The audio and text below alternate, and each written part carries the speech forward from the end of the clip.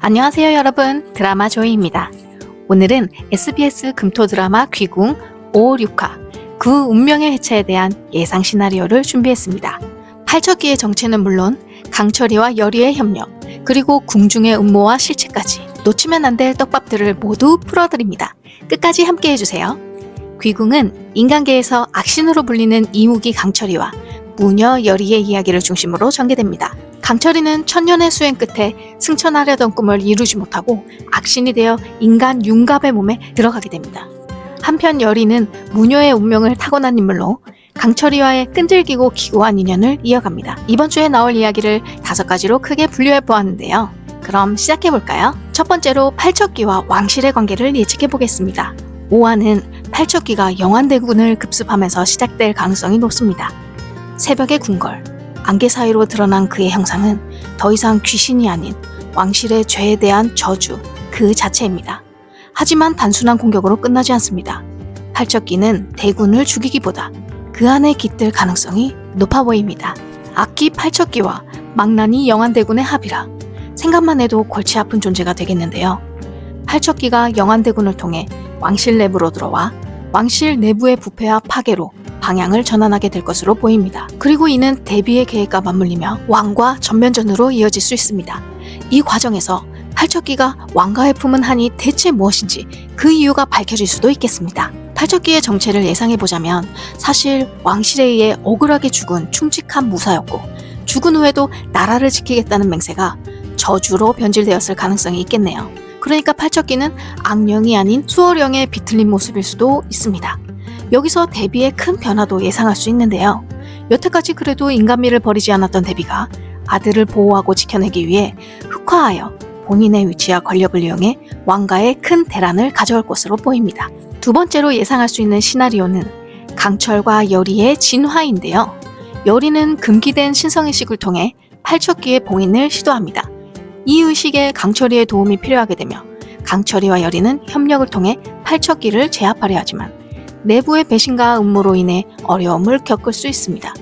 여리는 할머니 넙덕의 무구를 손에 쥐고 점차 실력의 정점에 가까워질 것이고 그 과정에서 강철이는 자신조차 몰랐던 능력이 드러나게 되지 않을까요? 여리의 의식을 통해 강철이 또한 자신의 잠재돼 있던 엄청난 능력이 깨어나 지금까지보다 더 강력한 존재가 되지 않을까 합니다. 여리가 행한 의식을 통해 강철의 능력이 깨어나기 때문에 여리만이 그 능력을 제어할 수 있을 것이며 여리가 위험에 빠지거나 곤란한 상황에서 도움을 줄 리는 강철이가 됨으로써 둘은 서로에게 점차 없어서는 안 될 존재가 될 것입니다. 한편 왕가에서는 내부의 균열이 본격적으로 시작될 것 같은데요.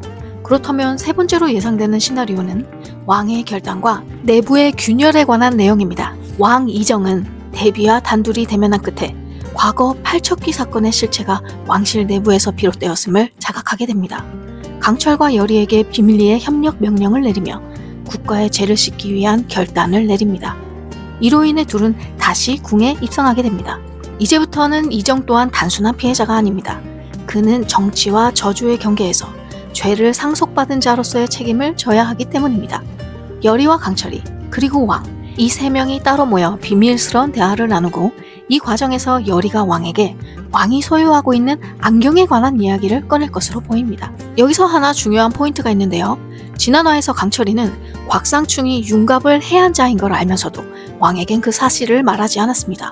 그 이유는 여러 각도로 생각해 볼 수가 있겠죠. 일단 강철이는 왕과 곽상충이 서로에게 정확하게 어떤 영향력을 행사할 수 있을지, 그리고 그 영향력이 여리와 자신에게 어떤 결과를 가져올지 아직 파악하기 전이라 이 사실을 당장 말해야 하는지, 좀 더 명확한 증거를 확보하고 말해야 하는지, 아니면 끝까지 모른다고 해야 하는 게 나을지 순간 고민이 되었을 거라 생각합니다. 또한 강철이는 왕에게 모든 정보를 공개하는 것이 오히려 왕을 위협하는 일이 될 수 있다고 생각했을 수도 있습니다.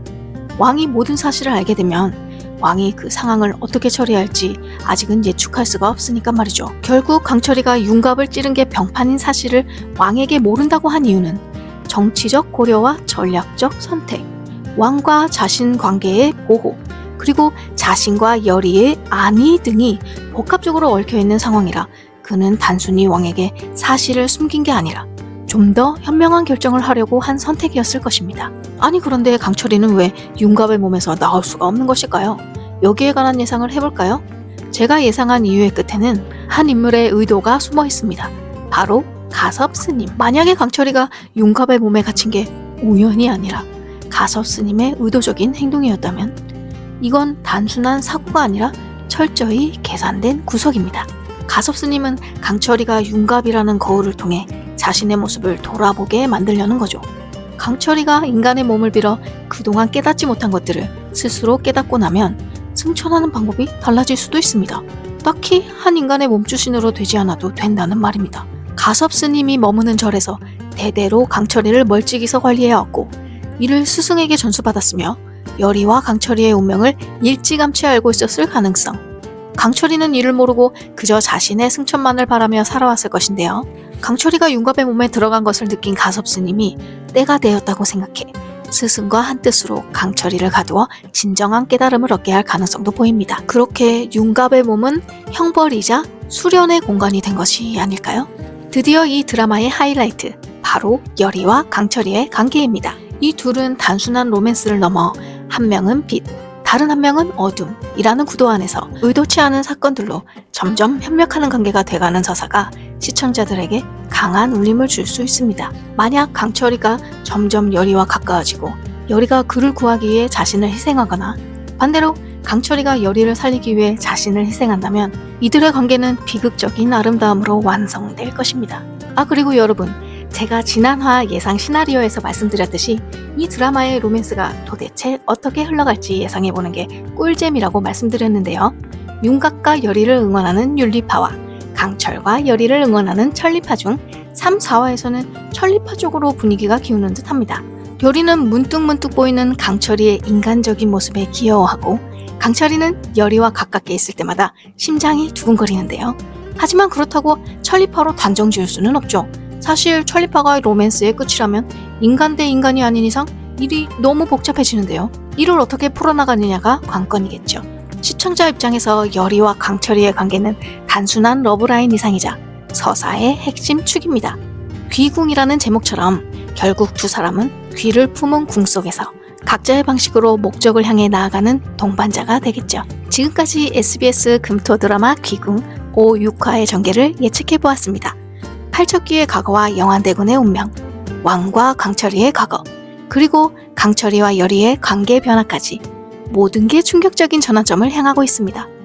이 와중에 풍사는 데뷔의 뜻을 저버리고 다른 음모를 꾸미는데요. 그의 목적은 과연 무엇인지, 그리고 그 목적의 이유는 무엇인지, 곽상춘과 왕 사이에는 또 어떤 사연이 있을지, 이번 주에 방영되는 귀궁 5, 6편 본방으로 재밌게 보시고 저와는 다음 영상에서 리뷰로 뵙겠습니다. 구독과 좋아요는 많은 힘이 됩니다. 감사합니다.